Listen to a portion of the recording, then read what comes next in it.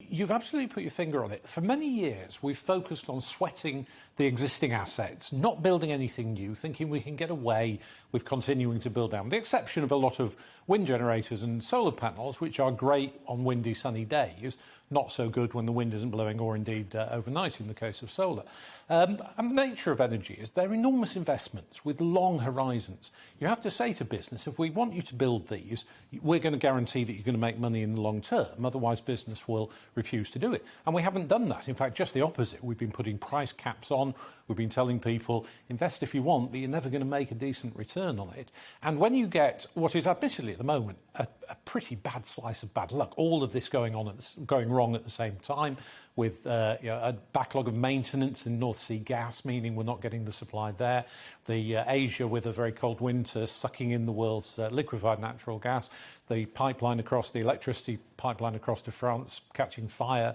No wind for 3 months. Mr. Putin playing these political games. We've been a bit unlucky that all that happens at the same time. But it has demonstrated just how fragile our system is and just what the effects are on heaven's sake, those who already have trouble paying their power bills.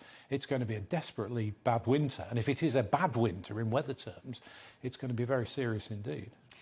I mean, what can we now do as a country going forwards? Because solutions to this problem are not quick. You can't throw up a nuclear power station in a matter of a couple of years. You know, you can't suddenly, even if we did decide to reverse the banning of fracking, whip out a load of shale gas in super speed time. So what is it that we can now do as a nation to protect ourselves? But as we're saying, though, the best time of doing all this would have been 20 years ago. The second best time is now. We do have to do all of that because the next generation is going to damn us, as we, I think, should damn the people of 20 years ago for not doing that. So we should be doing that as well.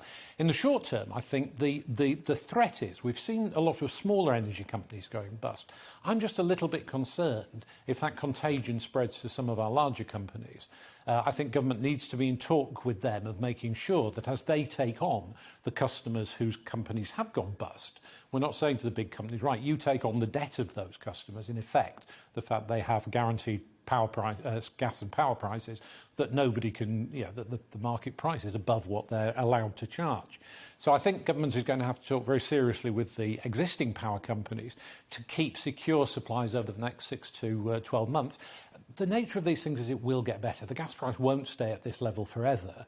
But I do hope when it begins to come down, we don't all say, oh, there it was a storm in a teacup, and we make the same mistake again of not making the investment needed to keep things right in 20 and 30 years' time.